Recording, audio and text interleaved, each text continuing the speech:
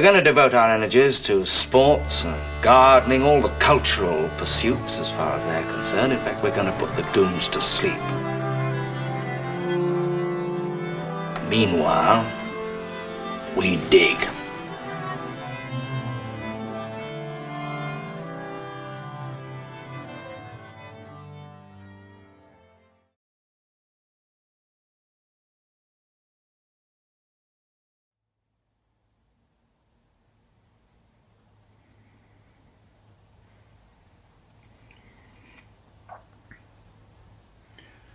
Greetings and welcome to The Anadromist.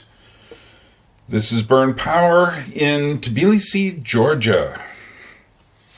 And if this is your first time on the channel, you should look for that on a map. You're not going to find it in the United States. So, today we're going to talk about cultural amnesia. And this is a follow-up of sorts to the last video I did called Why Do People Change? Before we do, it's going to probably take me at least an hour. I would say if you appreciate this channel, go ahead and hit like. That helps the algorithmic deities to find me. Maybe not, who knows. I'm pretty sure I'm not on anybody's list of cool topics trending. Also, you can subscribe if you like the channel. And to the one person who is always downvoting this, we all know who you are. We all see you. and as someone pointed out, and we also all know that your downvote counts for just as much engagement and gives me just as much as an upvote does. So if you're whoever you are, if you feel like downvoting, do it. You know, it'll cause me to go, oh, I wonder who doesn't like me. But in the end, it's not about who likes us or who doesn't. It's about how we treat other people. And hopefully I treat other people well. And if you've been following my saga, and if you feel like contributing to my living situation here, I'm not going to go into all of that today, but there is a PayPal link down below, and anything you give will be really gratefully received. Okay, anything else I need to say? Yeah, I'm coming up really soon here. We're going to do the final How We Got Here, number 13. There is actually a placeholder 13 that I made back in the pandemic, the heyday of the pandemic, the early pandemic. We're still in it. What is this? But it's going to be number 12, 2020, Annus Horribilis, the horrible year. And that's where I'm going to stop, because since then we've been in a weird limbo where nothing seems to be moving, everything seems to be moving, and it's a very strange time, I think, for everybody. But I think enough time has to pass for me to have anything to say about that, and that'll probably take years and years. But so, number 13, 2020, coming up soon, maybe in a week or two. So you can hope. All right, what do I mean by cultural amnesia? Obviously, it's the forgetting of the culture of the past. But actually, it's kind of a natural process. One that can be hastened also, though, by the way we choose to live in our society. And I think there are factors today which really accelerates the cultural amnesia in a way that never happened before. So that not only are we forgetting recent events, we're forgetting almost everything in the past because it's being swallowed up by the present. And I'll describe this a little later. So if some of you may have watched all of my time series, if you did, you will notice, you might remember, I discussed how memory works. And I said it was a bit like Top 30 radio when I was a kid. And I want to explain this process in a little more depth, because I think that if we understand this process, we'll understand how cultural amnesia works. So, when I was a kid, I listened to KFRC in San Francisco, San Francisco Bay Area. I lived in San Rafael, California, but, in my prime teen years. KFRC, San Francisco. And as a kid, 11, 12, 13 years old, I was always listening to the radio, and I was particularly interested. Once a week, they would have the top 30 countdown of the new songs coming. And the way it worked is the radio station had various names for various, you might call it states of existence of each song. So, of course, in the beginning, a song doesn't exist at all. There's no name for that. It's non-existence. Once upon a time, there was no Sgt. Pepper's album, and then eventually there was. Well, we're talking not about albums here, but about hit songs. So the first thing is you would see this little, often a little notice, hit bound or something like that. We had another station in the area, KYA. They also did a similar kind of format. And so this might be listed the week before it got on the charts, or it might not even make it on the charts. So the song would be listed and the artist. And that would let people like me, young teenagers, say, ooh, it's here. Let me go down and look at my record store and see if they have it. Then it would be on the charts. So some songs would start off at like 29, 22, something like that. And then you kind of were anxious to see what they did the next week. Some groups, like the Beatles, they would start off much higher. I don't remember any songs then that started off at number 1. Even the Beatles and such, they all seem to have a bounce week at number 9 or something before they would hit number 1. And then you kind of had your peak chart action. So this is the point at which this is as high as your song or my song or their song, more to the point. This is as high as the 13th Floor Elevators is going to get. This is as high as the Doors' Light My Fire is going to get, which is going to be number 1 for about 8 weeks. And with other songs trying to clamber into position. And then you would start to feel a dropping on the charts. So, eventually it's got to start coming down. It comes down, sometimes it would be quick. A couple of weeks it's off the charts, which would be the next phase, off the charts. But other times it would just linger around.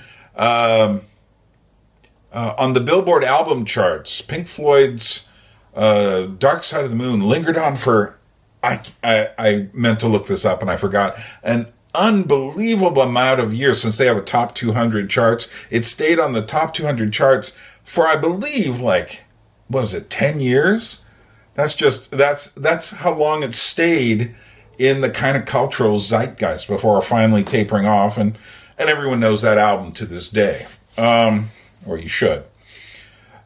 Sometimes a song would get back on the charts after falling off. That was rare, but more often it would get another boost somewhere in between. Now, at that point in the late 1960s, you really didn't see as much. There was no use of pop songs, hardly at all, on commercials. There was no use of pop songs, except specially created for movies. But you wouldn't rarely see pop songs at the end of a movie or during a movie or something like this, unless it was a song written for the movie, which might chart.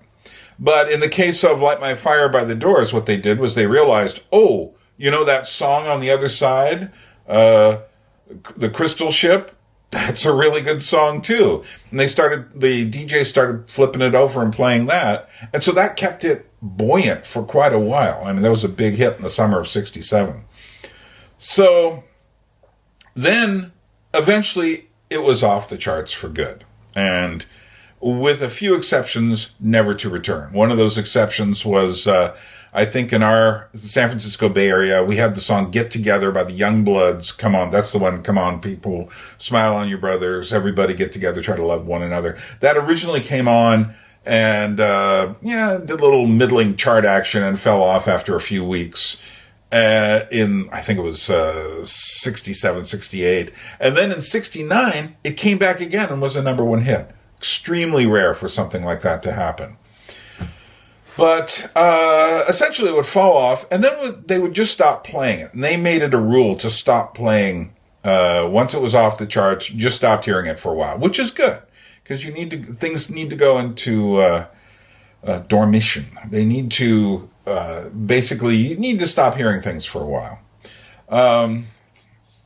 And then, eventually, it would come back as a golden oldie. So after a certain amount of time, 6 months to a year, sometimes longer, usually never shorter, you would start hearing the song again, because people would start calling it up and requesting it again. And so, and you always love that, where you go like, oh my goodness, they're playing the Hollies on a carousel again. That is so cool. I haven't heard that song for so long. And, okay, so I discussed this pattern,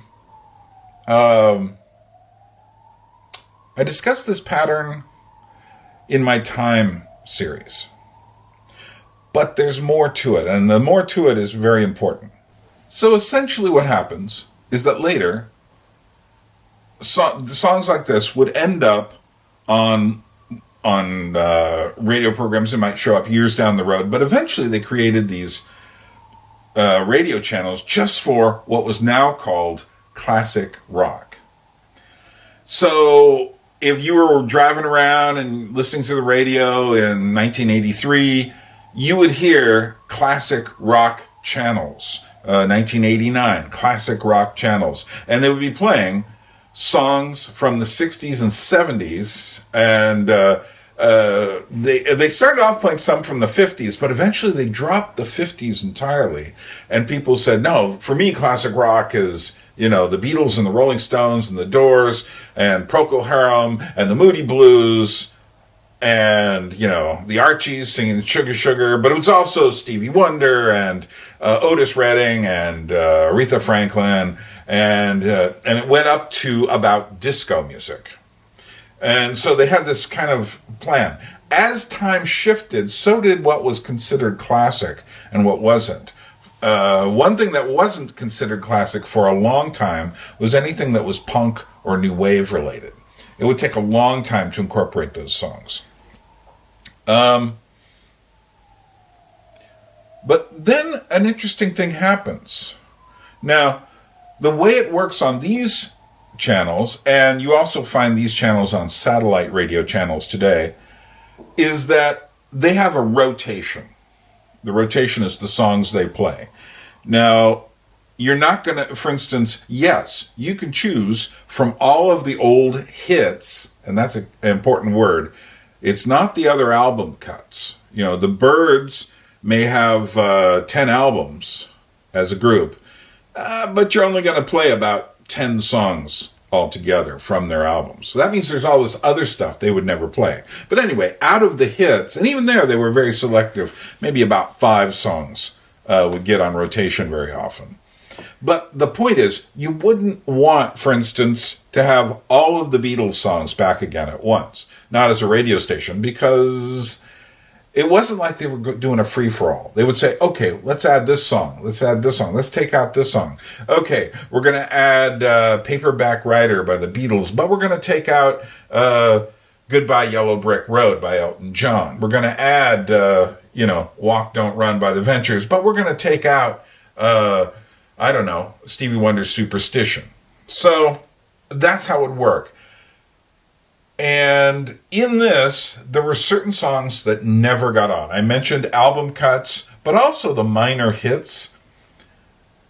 Groups tried for many, many, many hits. Now, a group like the Beatles had almost every song of theirs that they released as a 45, as a single, become a hit.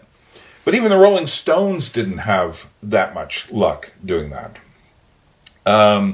And most groups would, release 3 or 4 singles off of an album, and maybe only 1 would hit or 2. Sometimes they get lucky and all of them would. But the point is, those 2 that never made it very far would just disappear. So after a while, classic rock stations became really predictable for what they would and wouldn't choose. What they were doing was curating your experience of that era. So that there are people who don't realize that there's for instance, they go back to the 60s and they would say, oh yeah, the Rolling Stones, the Who, the Beatles, the Beach Boys, Creedence Clearwater Revival. And they would never remember a group like Love, who had maybe 2 to 3 actual minor hits. And yet, I would say on any given day, Love was a better band than many of those other bands. And it's just one of those things. So you would never, a person listening to classic rock never had they had cultural amnesia about a group like Love. It had been shuffled off into the ether.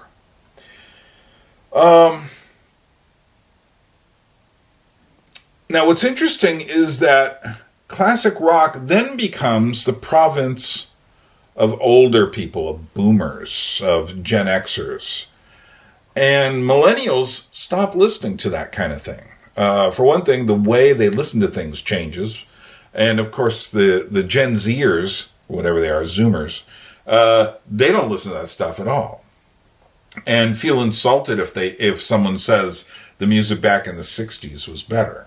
And even if there are objective reasons why, that is to say, the way the creativity involved in the music versus the more formulaic aspects of music in the 21st century. So there are people my age, a bit younger, a bit older, who are still listening to that music today. But basically the younger generations have more or less kind of pushed this stuff aside, and they're not that interested in it anymore, which is pretty amazing because this stuff has been around for a while, and boomers, the people my age, act like this is the only music there ever was.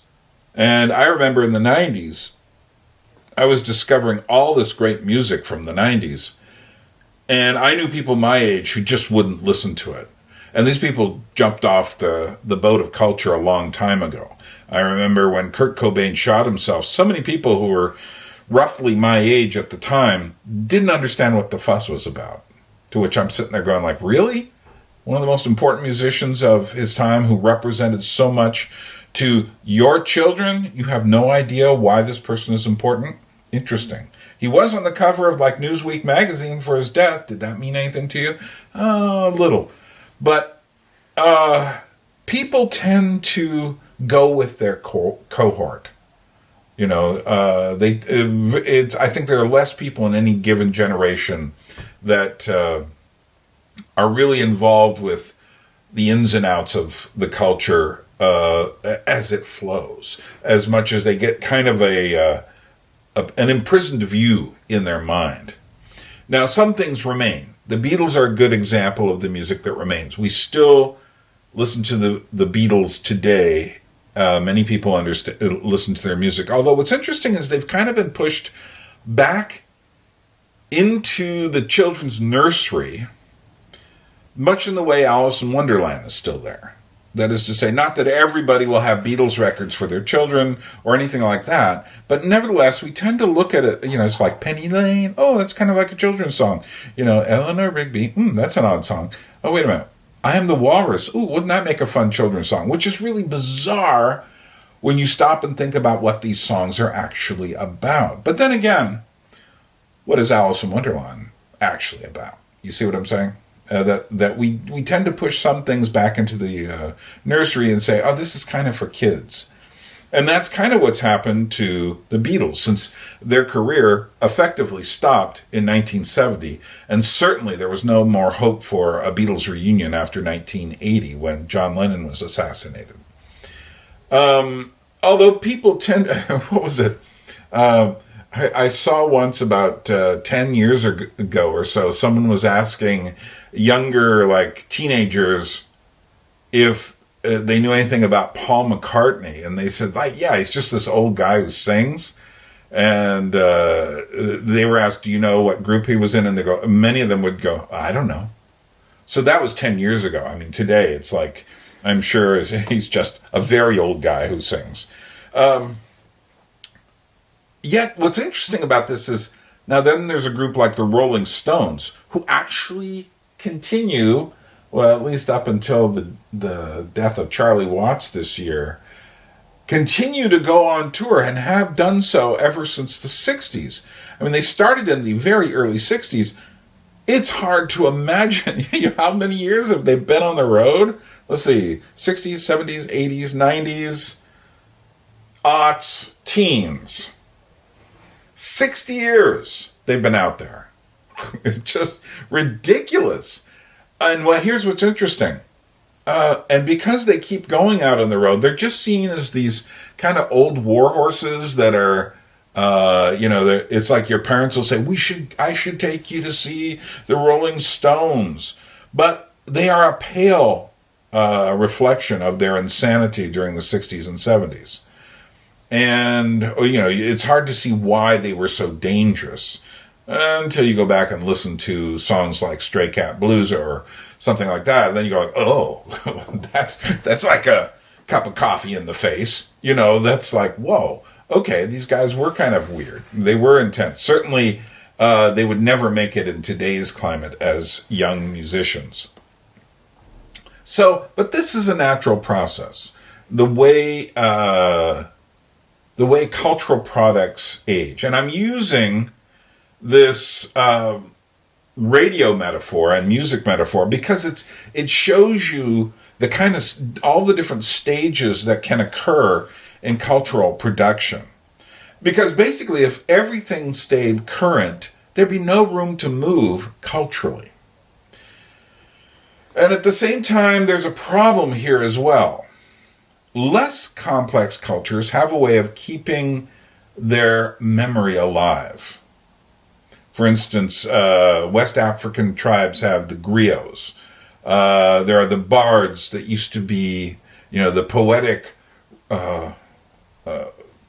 reservoirs of memory in old European culture, particularly Scandinavia, England, Scotland, had these people who remembered poetically. Often, I have a recording of an Icelandic bard, an old man from the early 1970s recording, and he's talking in this kind of rhythmic, almost hypnotic speech, because that's how he remembers it. You have to have a rhythm to remember it.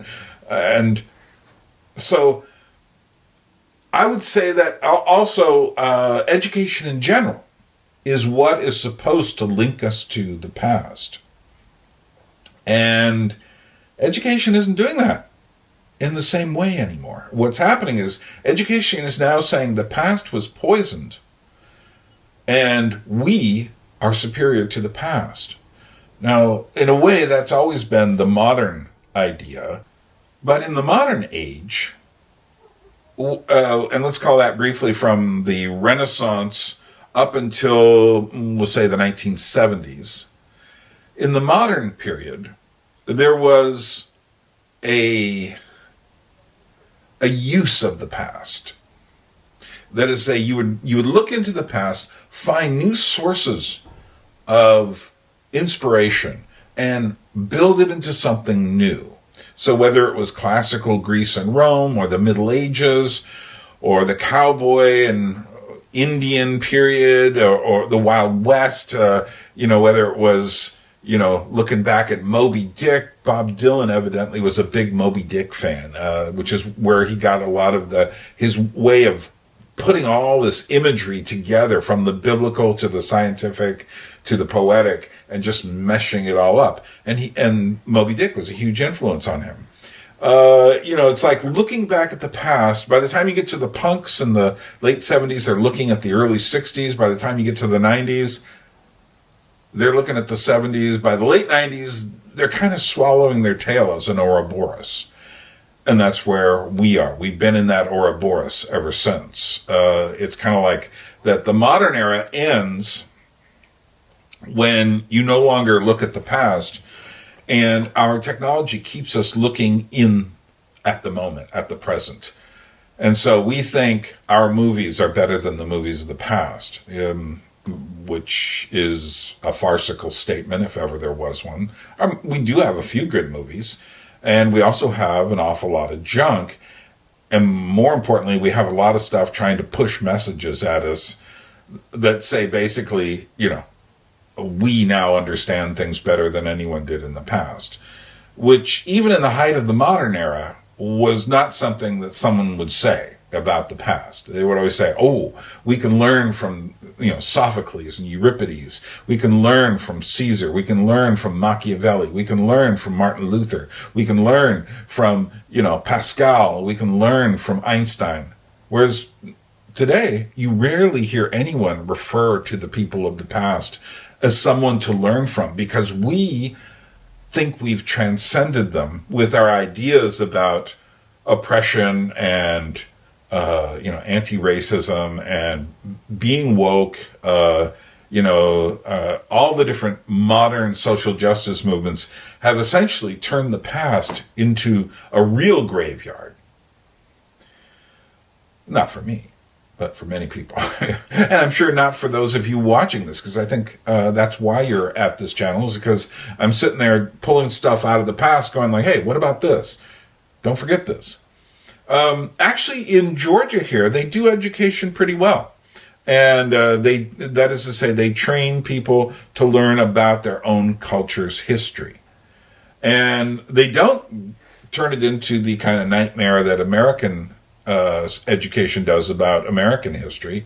And maybe that's a problem. Maybe they make it too mythological. But, I think Georgians, there are defects I can point out in their education system, believe me. And there is, for instance, an American university here and a place called the Free University. And I was talking with a Georgian girl in her young 20s about her education, art education at this Free University, which very, very obviously was a modern university. And I asked if she knew anything about Georgian art, and she didn't, which shocked me because every other student I've ever met here did. But they were all trained in the Georgian state system.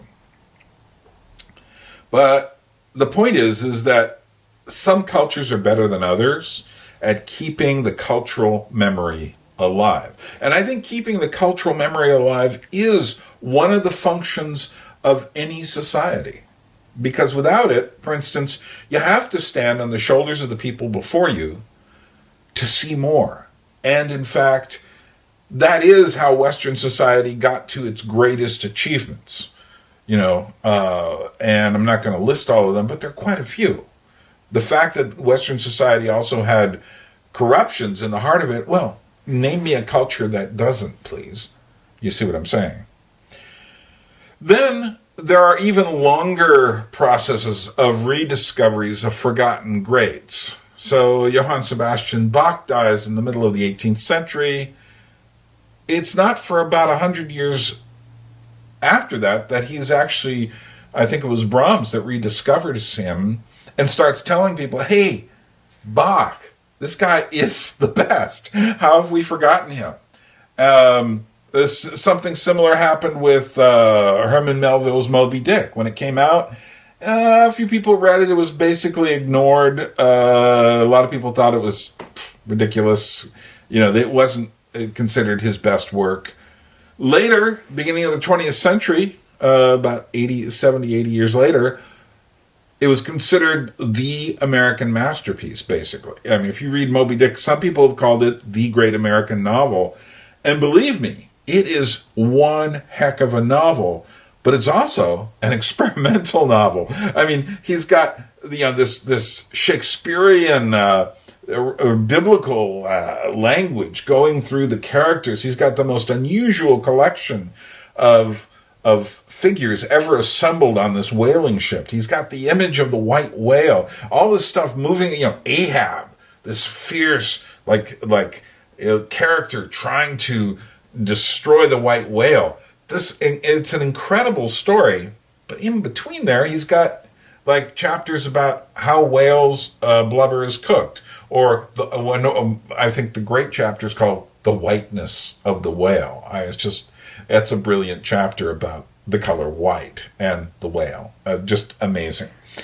Even Shakespeare went through a period where he was kind of forgotten about.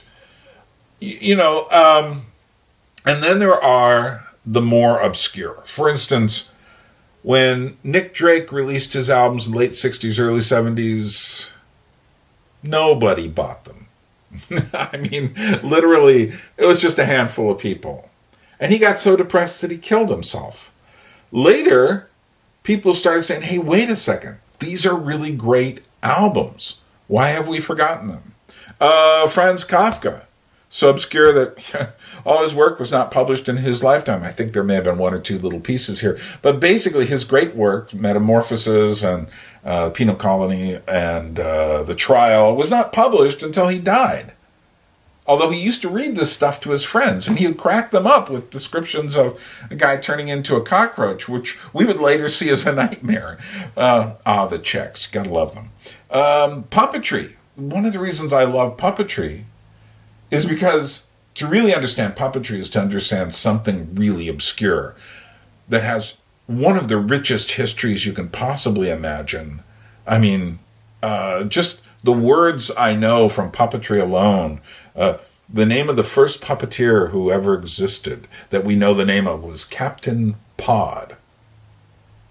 I mean, I think of that and I go like, that's brilliant. I don't know what that means, but Captain Pod, or the fact that there were things called rarity shows, or ombre chinoise, Chinese shadows. Just these weird things involved with puppetry.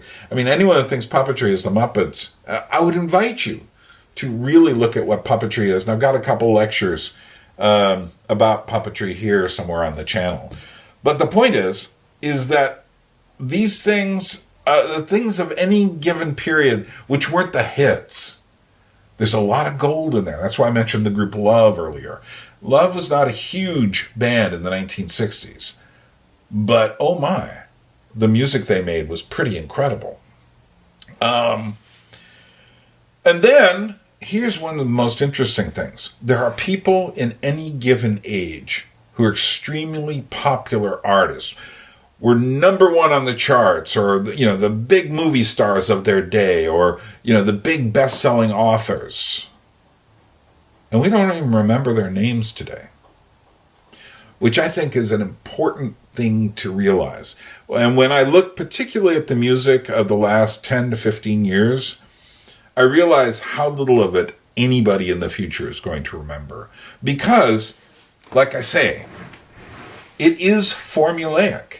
And there are definite formulas being involved. Every time I hear a voice in auto-tune, I'm going like, there's going to be one of the most forgettable things in the world. Because it's such a tacky technique. Ever since Cher did it in, Do You Believe in Life After Love? Well, I don't believe in that song. I don't believe in bad production technique. But here's an interesting thing. Consider this. So, I'm going to tell you some of the best-selling writers and their books in the 1920s. And I want to ask if you've ever heard of any of these. These were huge sellers in America in the 1920s. I'll tell you the book and the name of the author. Harriet and the Piper by Kathleen Norris. The Great Impersonation by E. Phillips Oppenheim. The Sheik by Edith M. Hall. The Plastic Age by Percy Marx. The Keeper of the The Keeper of the Bees by Gene Stratton. You could almost sell that book today just on the title alone. Porter Sorrell and Son by Warwick Deeping. And finally, Bad Girl by Vinya Del Mar. I mean, I get no image at all from these. I mean, there are images that were on their dust jackets, but I get no image at all in my mind of who these authors were and what these books might have been about.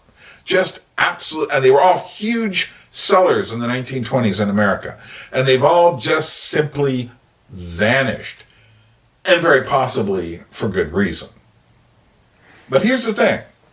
Here's an author that nobody read except a few odd people who read these little pulp magazines in the 1920s. H.P. Lovecraft, who is now considered a master of the horror genre. And at the time, he was considered nobody. That's really fascinating. So I would never, ever... I have to tell this one story. When I was giving tours in Alaska to take people up on a bus to the Chilkat River, where we'd put them in rafts and they'd float downstream. And I wasn't doing the raft guiding itself. I was driving people in the buses. And I met this one teenager in, this was when Justin Bieber was just starting out. And for some reason or another, I got to talking to the teenager, and I said, "So what kind of music do you listen to?" He goes, "Justin Bieber." And I said, "Beaver?" And he goes, "Bieber." And I said, "Beaver?" And he goes, "No, Bieber." And I got him. I just kept doing it over and over to him because he didn't get that I was joking with him. I knew who Justin Bieber was. But here's the point. Will anybody in the future remember Justin Bieber? And by future, I don't mean next week. I mean in 100 years. Will anybody remember Justin Bieber? And I would argue, probably not. How many people remember Kool and the Gang who are under, under 30 years old? How many people under 30 have spent time with Kool and the Gang from the 1970s? Probably not a whole lot. That's the way music goes. Music can be extremely ephemeral. So what's the point of rummaging around in all these dustbins of history? I just want to tell you that this is how collective memory works. These are all examples of collective memory. That things which seem important then vanish. But right now, people will tell you, you should read this, you should watch that. It's really confusing now because of all the ways we have of consuming media. In the mid-1990s, all the cool people were saying you had to see the movie Trainspotting, which I never did. And I'm sure someone's going to write down who's older. You're not going to be under 30 and write this down. Someone, who's like 45, 50, 60, probably 45, 50 more likely, but somewhere between 45 and 55, we'll say. Some Gen Xer is going to write, "Oh, it was a great movie." But you know what? I just felt like, whatever. I got enough of a description of it. I've seen clips from it. I might watch it someday. I wouldn't rule it out. It doesn't seem like a bad movie, but it seemed like just too cool. Being cool does not interest me. So the cool people were saying I had to watch Trainspotting. A bit later, a few people will say, "Did you see that movie?" Eventually, no one will care, except for a few film nerds who also make you feel like dirt if you haven't seen like 100 other films. Fortunately, I can play that game and say, "Well, have you watched Warning Shadows from 1927? And make them kind of blanch because they don't know what I'm talking about. And once you do that, okay, I've one-upped you. Bye. But that brings us to an interesting phenomenon. Things that people are telling you you have to do are come and go. They matter if they matter within, I would say, the conversation. The conversation of the time, the conversation in history. But they don't matter simply as something to be cool to observe or watch. Now, in the past, there's a way we have of ingesting cultural phenomena. So I'm going to use movies as a way of discussing how we ingest media, how we take it in, and how that affects how we see it. So, before the 1970s, going to the movies meant you would go down to the movie theater, you would watch the movie. When it was done playing there, it would disappear. If it was a Walt Disney movie, it might show up again every 7 years or so, every 5 or 7 years. Gone with the Wind would show up every now and then. So I saw Gone with the Wind originally in a movie theater, but well after, obviously, 1939. But they would have to bring it back. Only the most dedicated souls could find older movies once they had finished their release date or were no longer in exhibition or being brought back by the studio. Then in the 1970s, you see the rise of, it starts a little bit before then, but you see the rise really in the 1970s of the repertory theaters, movie repertory theaters, which is also around the same time you see a rise in film scholarship. Now, what movie repertory theaters would do is they would go to these catalogs, which existed, and they would order films, and then they would show them. And there were often very thoughtful double, triple bills. And I remember one of these theaters showed up in Petaluma, California, where I lived, and it was a great way to catch up on movie history, particularly as it started in the late 70s, to catch up with the movies of the 70s, and to see them actually during the 70s. So, I remember seeing Godfather 1 and 2 as a double bill the first time I saw them. I still think I can't watch Godfather 1 without watching Godfather 2. I think of them as one movie. I don't think of number 3 as being part of the series, though. Then, you would see, like, someone would could make interesting connections. You could see Jaws and King Kong on the same bill, the original King Kong. Someone would figure out, and it was a way of studying. I just got interested in film from seeing these double, triple bills that were really well curated. Then in the 1980s, you see the rise of video rental stores. And with this, you get the rise of the movie geek. And I would say there's a real difference between the film scholar and the movie geek. The film scholar is thinking about the film in history. They're thinking about the film as art. Whereas the movie geek is thinking about how many Hong Kong action films has he seen? Has he seen them all? And I'm thinking about a particular friend, David, who would use his time working in a video rental store as a way of seeing them all. Quentin Tarantino is a typical product of this period. Working in a video rental store, he would watch, every World War II movie there was, every Hong Kong Kung Fu movie there was, every Western he could watch, every, this kind of thing.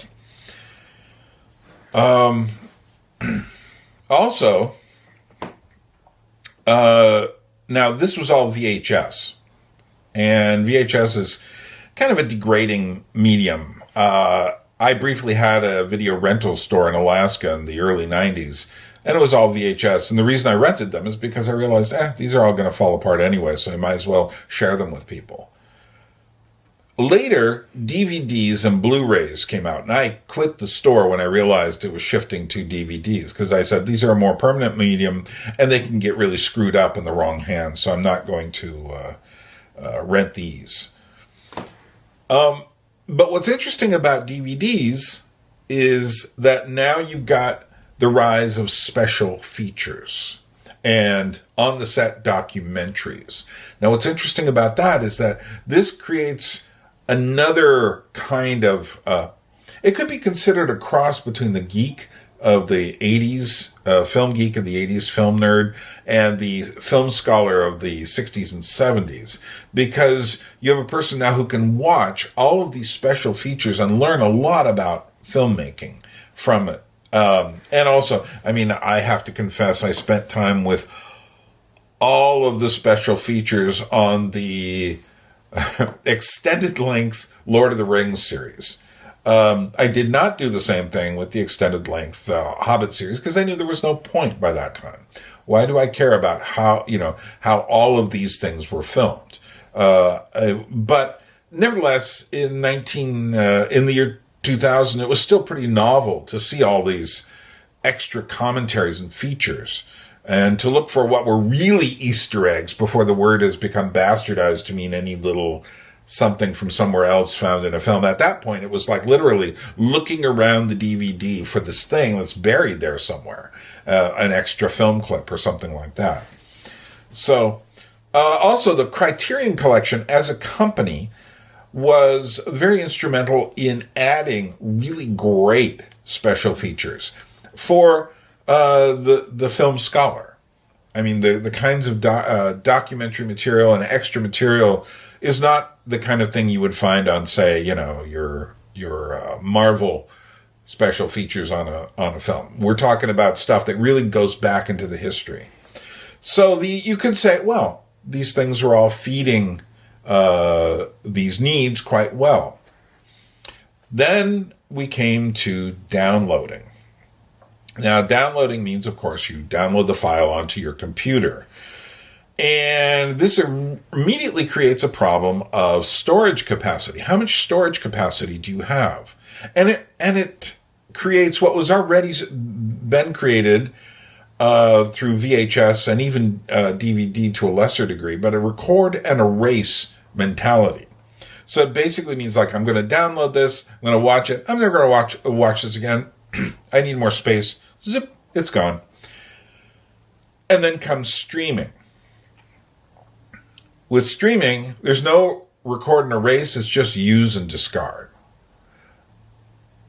And it's similar, you could argue, to early moviegoing. In that early moviegoing, you would just watch it and it was gone. Except there's some really, really big differences. One, you had to go to a movie theater to watch movies.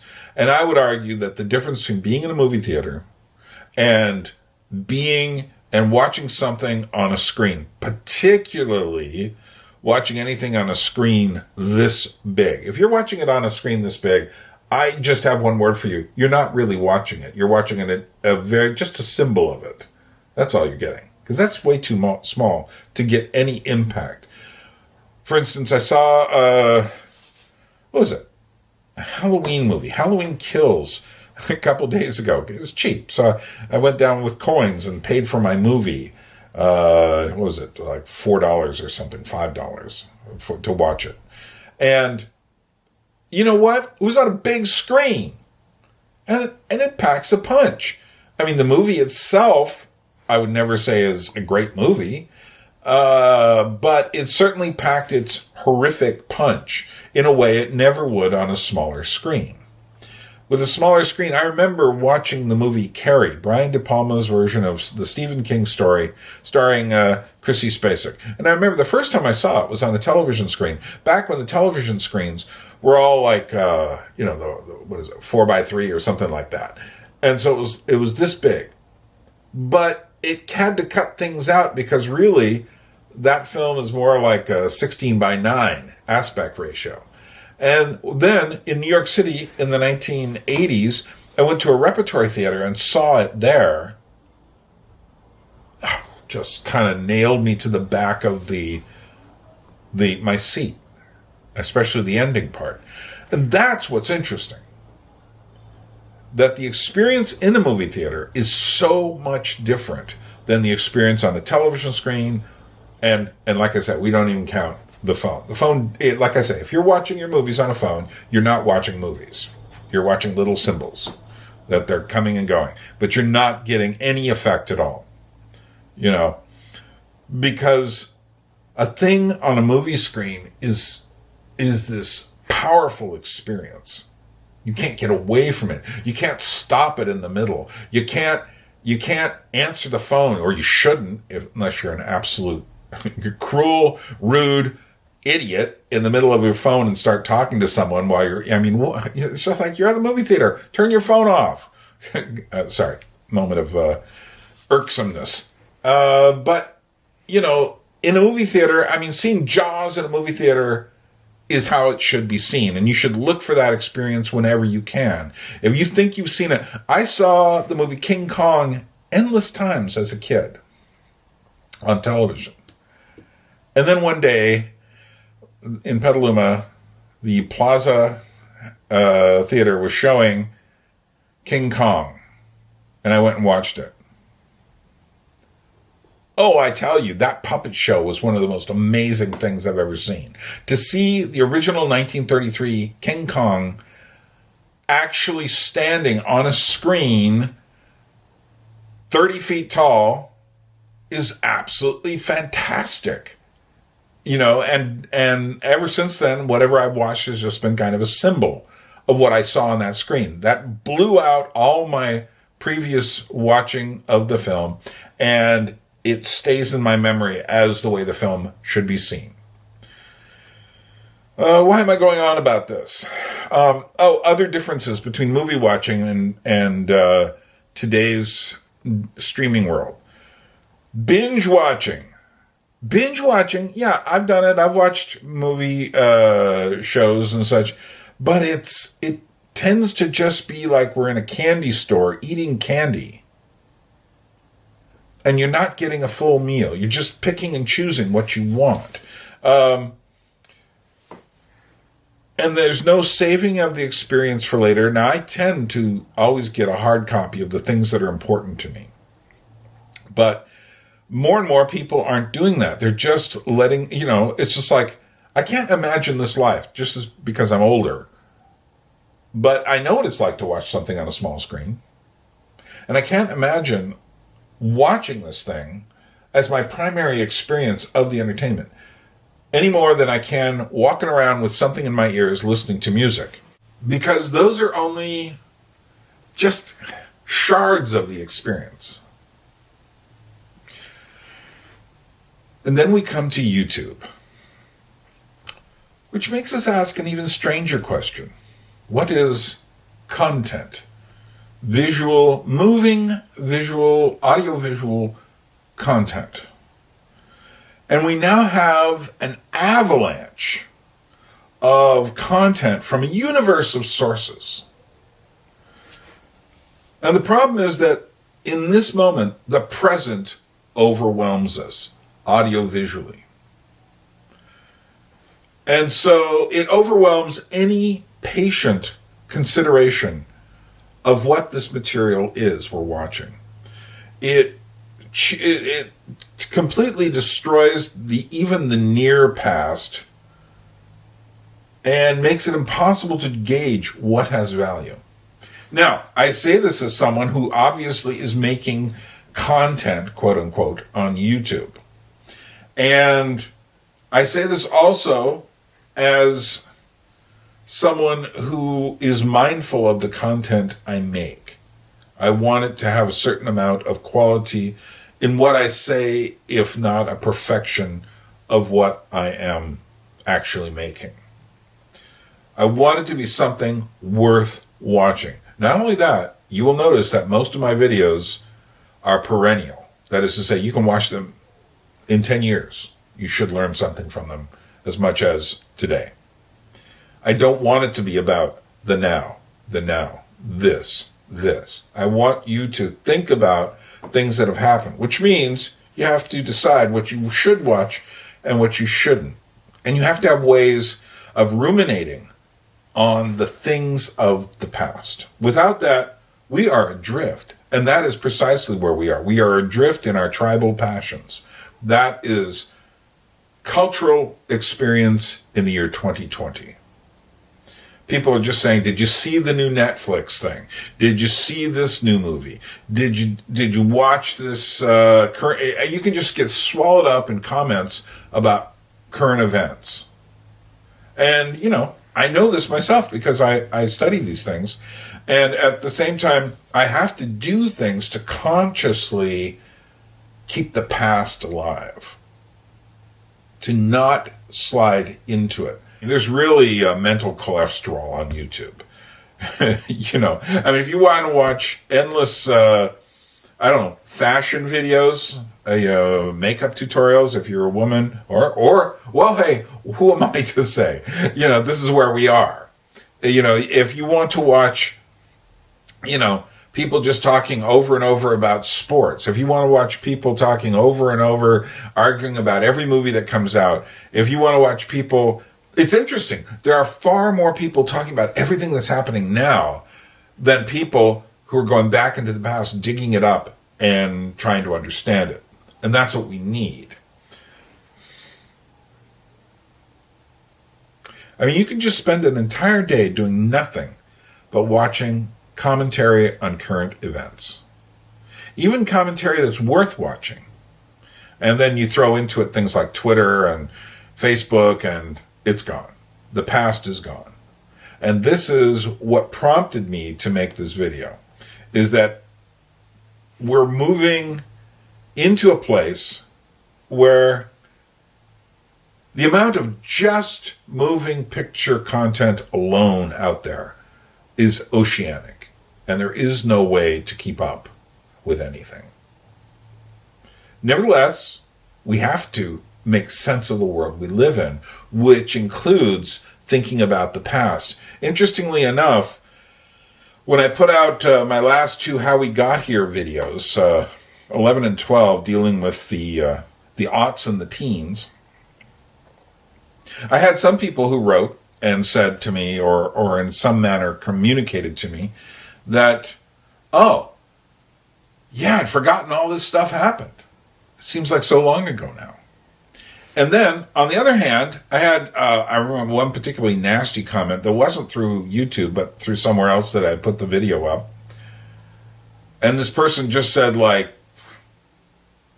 how stupid it was. Doesn't everybody know this stuff? And you look at that and you go, like, what did that remark reflect? It reflected someone who thought, oh, it's stupid to look at the near past or the other people who were saying, essentially, I don't remember the near past because so much other stuff has taken its place since then. And yet we are in a time of volcanic change. So we better understand where we are. And not to forget music or books or art. And I mention art at the end of that because out of all these things, that's the one most likely to die. Art. Now, the art world, I'm not going to go do a whole launch onto a whole thing about art at this point because there's an awful lot to say. And it was doing a good job of killing itself. But essentially, to put it mildly, between museums getting, the big museums get clogged up with people, making it almost impossible to really appreciate the art. Because people don't buy books that much anymore, even the harder copy of the photo of art, that's not really the art, it's just a photo of art, even that is elusive now. And then many people just scroll past it. What's on your wall? Is there any art on your wall? What is it? Is it real art? That is to say, is it something made by an individual? Or is it a reproduction? If it's a reproduction, is it a reproduction of something quotidian? Is it from the Marvel universe? That would be pretty gnarly to have on your wall. Gnarly in terms of meaning, having none. Very little, microscopic amounts of meaning. Or is it an old poster from the 1920s? You see what I'm saying? What's on your wall? It's art. And you'd better think of it. I would much prefer that people went out and looked at people's art, and not the kind of art you find in a crafts affair, because that's often very commercial for people who want, art on their wall. But I mean, there are young artists who are trying to make something.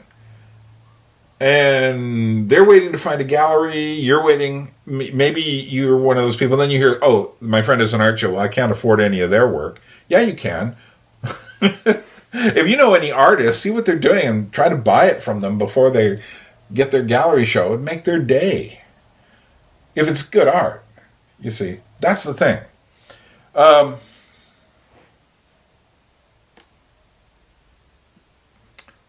There is some recognition of this problem of just the oceanic nature of media right now. When you get streaming services like Mubi and Shudder, which one is for horror films and others just for art films.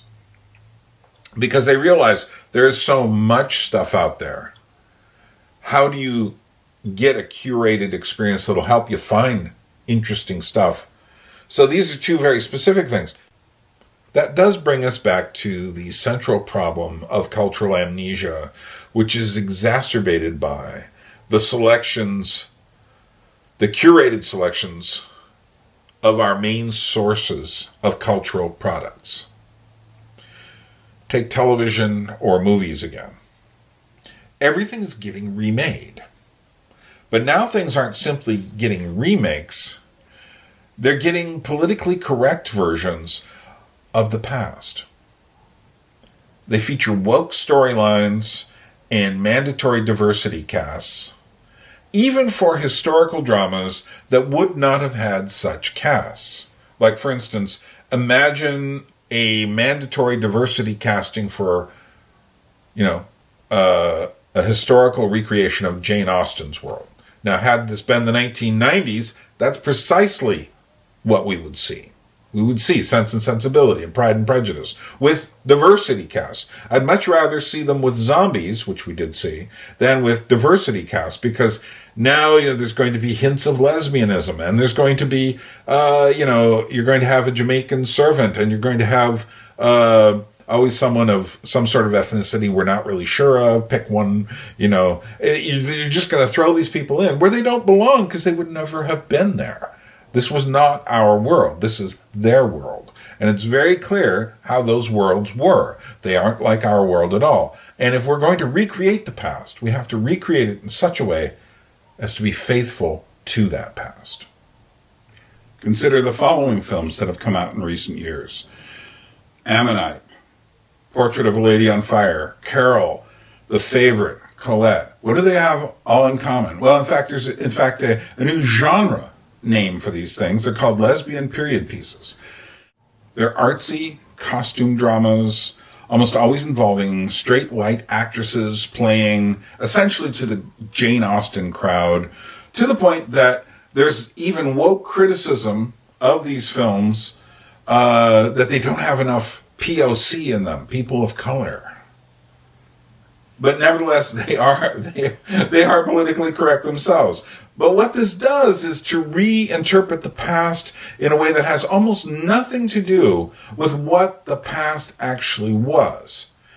Interestingly, the descendants of Mary Anning, who was a very important fossil finder and collector, and is the main character in the film Ammonite, said there was no evidence whatsoever that their ancestor was a lesbian. But to critique the film on this level, well, she could have been, is like to invite some sort of disparagement. And yet, how would you like to have your life, after you're gone, to be reinterpreted in such a way that has nothing to do with your life? But we've reached this point where, this is the cultural amnesia of the moment. With all this stuff to watch, reading has taken a backseat, so has music listening, which more and more just becomes a soundtrack to the back of our lives while we're traveling and can't watch our little screens. In the 1990s, it was amazing, to me anyway, it seemed in the 90s, that many of the kids, I was in New York City, so maybe it was a special environment, but many of the younger city kids anyway seemed much more musically literate. They knew more about the music of the past. And that was probably a high watermark of music appreciation in many ways. They always caught the musical references that were in the music they were listening to. Now, I wouldn't say this for the kids who were just listening to pop music, but during the 1990s, the first part anyway, there was a lot of unpop music that was really, really quite popular. Nirvana is a great example. It's not really pop music. It's really this anti-pop rock music. But it had, people knew the references they were making. They knew, ooh, he's singing David Bowie. Ooh, that's Leadbelly. They knew these things. And Leadbelly is quite an obscure reference. For us today, that's for sure.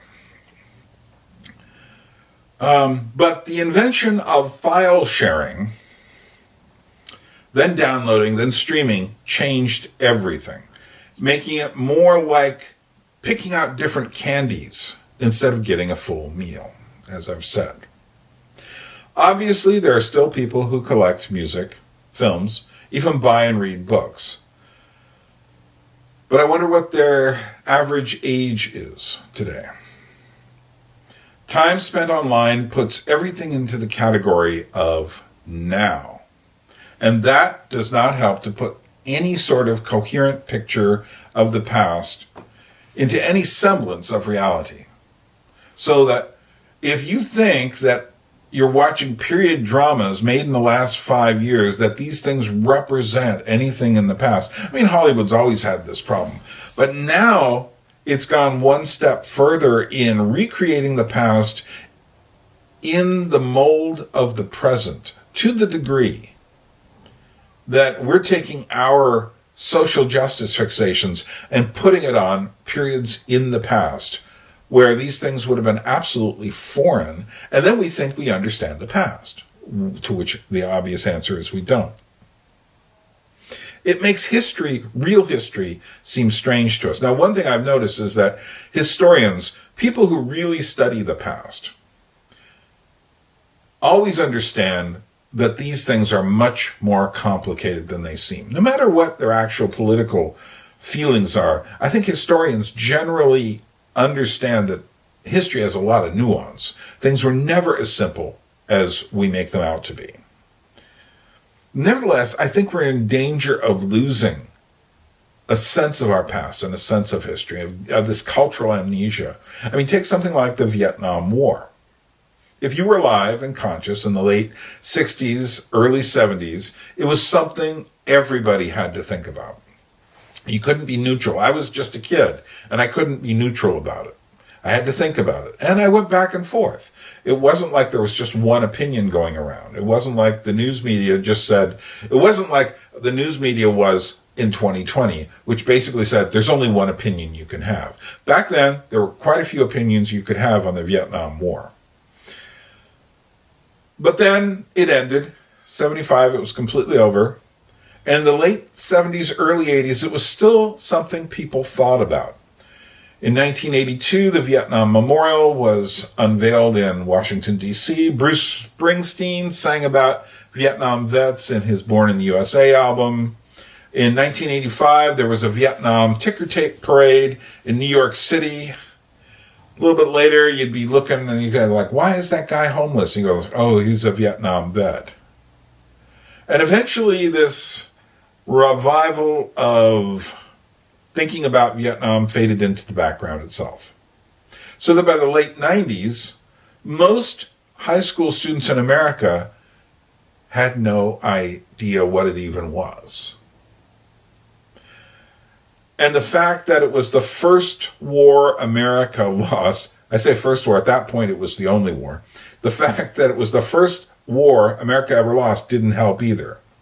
And obviously, everyone didn't forget. Every now and then we'll get some kind of special like Ken Burns' Vietnam War series, which I highly recommend. If you've never seen it, it's a good way to start looking at the war. Start, but not finish. But mostly these kind of documentaries and stuff are highly praised by older people. But if the younger classes, the younger generations don't remember something, that's pretty much it. You know, as people my age and a bit younger than me kind of age out, what will be left of something like the Vietnam War? Not much. And believe it or not, the same thing is happening to September 11th that already happened to the Vietnam War. Interestingly enough, last year it was more important to have BLM protests than it was to have a memorial for the September 11th. So that was something everybody could do. You go out and, you know, people were absolutely casual about their mask wearing in these large protests around the country. But to remember September 11th, no, it wasn't worth doing. And then earlier this year, after January 6th, there were actually people, news commentators, opinion columnists, who actually compared the rather minor fracas. I mean, literally, it was a minor fracas. It was like, the FBI said, there was no evidence of any sort of planned insurrection. They compared that to September 11th. I mean, and one way to remember September 11th really quickly is to watch any footage from it. You watch those buildings come down, and I don't care who you are, your heart just goes back, and it's just this outrageously visceral experience. To compare that to a bunch of people walking around inside the Capitol building, and one guy has horns. And a few people died, but three of them died because of causes that had nothing to do with the rioting or protesting or whatever it was. And one person died who was one of the protesters because of the police. Versus 3,000 people, 4 planes, an entire 200 plus story skyscrapers coming down, so that we don't even remember the 40 plus skyscraper that came down later in the day. That says something about cultural amnesia right there.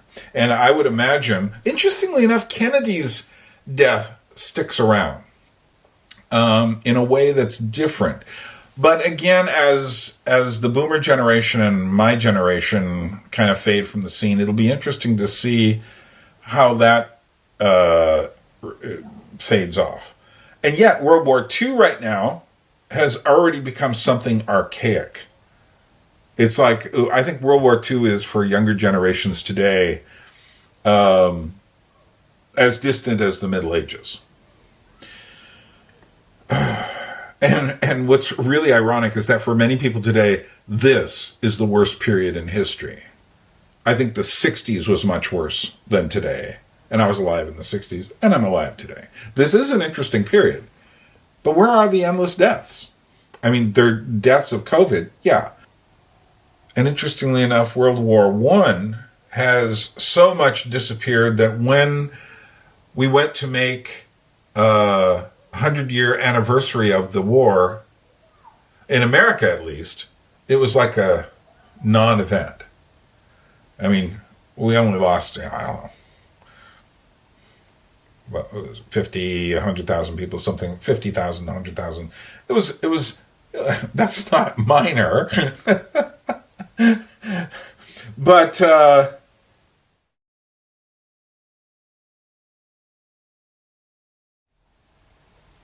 can we remember the past better than we do? That to me is the question that I'm coming to here, and I'm convinced that we can. And we must. Why do I have such an interest in history? Because when I was young, there were expectations that one had to learn it. I listened to rock music, which would have been the now thing in the 1960s and 70s. But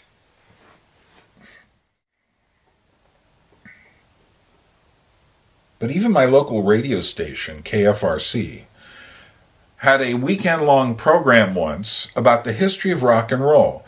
And that's where I learned about the blues, I learned about country music, I learned that one thing came before another, that Elvis Presley's music was older, and then it mutated eventually and became the Beatles, the Rolling Stones, the Doors. Sgt. Pepper's album was a very important moment. I learned these things. I learned that there was a vast difference between the music of 1966 and the radical changes in the music in 1967. And this whole rock and roll history series was for people like me, young kids listening to the channel. It was just implied everywhere, it seemed, in my environment, that you had to pay attention to things in history. I mean, it was considered that the 60s itself was a historical period, that I was born 10 years after the end of one of the most incredibly large historical events on Earth, World War II. And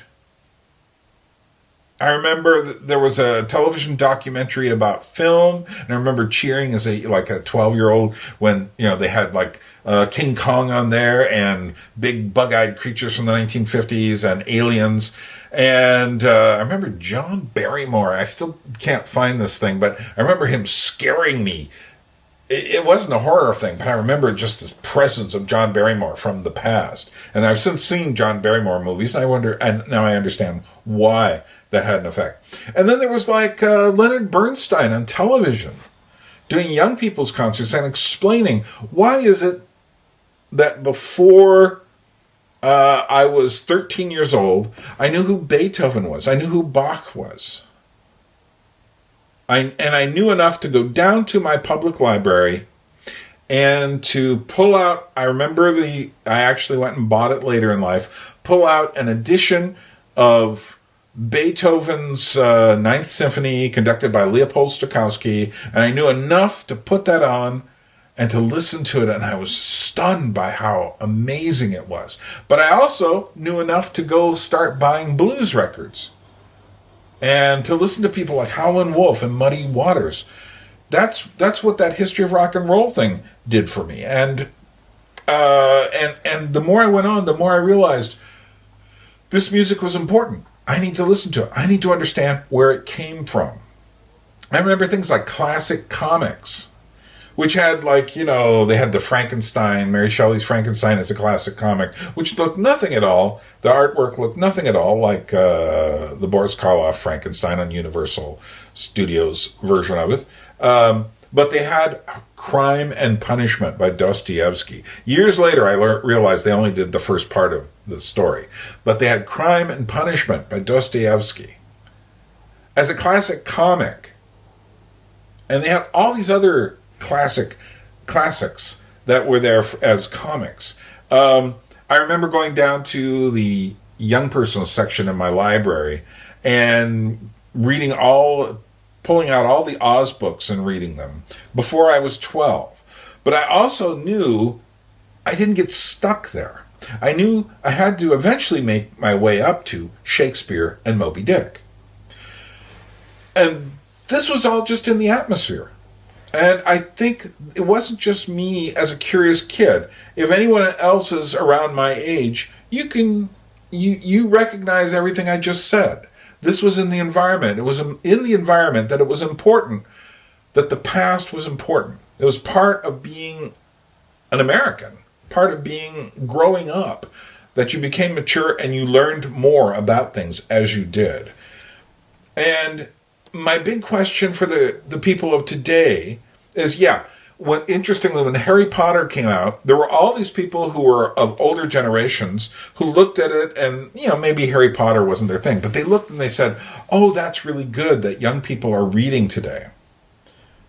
But how many of the Harry Potter generation got out of the YA fantasy genre geek ghetto and moved on to Dostoevsky or Dickens or Shakespeare? You see, how many of them started to go into the classics? How many of them could stomach realism? I'm not saying realism is the be-all, end-all. I love genre stuff. I like horror an awful lot, as both fiction and as literature and films and other ways. But, there's a kind of a film that shows you reality. There's a kind of a book that tells you about reality. There's a kind of art that gives you more than just illustration. Does the younger generation of today know anything about that? I'm sure some do, and I applaud everyone who does. But the fact that these things have, what has become our realism today? Our realism today has become, essentially, Facebook, Twitter, YouTube. Make of that what you will. But my feeling is we need to create an environment where knowing cultural history is assumed as what it takes to be an educated person, rather than scorned as being old-fashioned boomer shit. and no longer needed by the so much more advanced people of today. We have this idea that we know more about reality, about how life should be lived than the people of the past. And yet never has there been a time where just on an objective level, people seem so confused and fearful. I mean, I think one of the reasons why this period of time is so... why people do think it is such a bad period of time is because they don't realize what people lived in the past. Their cultural memory has been eroded by fantasy, by essentially this strange, the way we're consuming our cultural products today. I'm not saying you shouldn't watch video games. I'm not saying you shouldn't watch franchise entertainment. I'm not saying you shouldn't consider how to treat people compassionately. I'm saying that we need to emphasize that there is a value to the serious. Serious history, serious art and literature. When I traveled to Italy for the first time back in 2017, and I've been to quite a few places in Europe, but nowhere in Europe has the cultural bounties, particularly on a visual level, as Italy does. And I think, what was it, one statistic I saw was that Italy has more cultural, I think Tuscany alone, the area of Tuscany in Italy, has more top-level cultural debris from the past than all of America does. And Italy by itself has more than the rest of the world. Because it was like the Etruscans, Rome, the Middle Ages, the Renaissance, all sorts of developments in art and culture throughout the modern era. If I, studying puppetry, want to understand, I have to go to Italy too. And when I saw the works there, the statues, the paintings, and I said to myself, yeah, and we make fan art and fan fiction. We make remakes of older television shows into movies with politically correct plots and mandatory diverse casts. Yeah, it's safe to say Western culture is over. But, big but it only ends when I end, or you end. That is to say, all this stuff is sitting around. Yeah, there is a lot to be learned, obviously, on the internet. But how?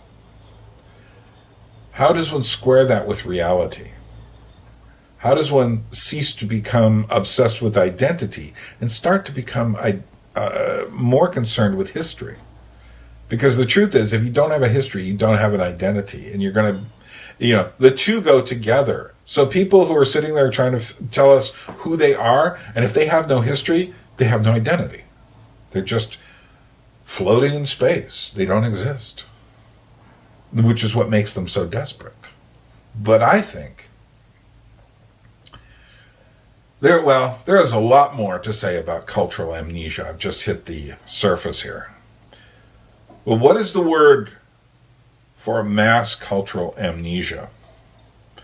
What is the word, the phrase for when an entire culture forgets what it was? Well, we have a word for that, a phrase. It's called the Dark Age. And that is where we are heading. Because truthfully, just imagine this. There will be another war. It could be between the West and China, or Russia and the West, or any number of other scenarios, between Europe and America, or between America and itself. What do you think in this new war? Do you think people are going to be dropping atomic bombs on each other? Yeah, most likely not. What are they going to do instead? How are they going to fight? They're going to fight by erasing each other's files and damaging our connections online. That will be the first thing to go. And ask yourself this question. If you were to wake up tomorrow morning and your internet was down and it never came on again, what do you have left?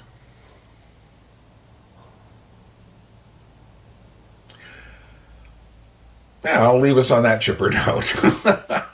I think there are things we can do. Let's try to figure out what they are. So this is Byrne in Tbilisi. Anadromous means going against the stream. Let's find a way to do that in relationship to our cultural amnesia. We'll meet again very soon.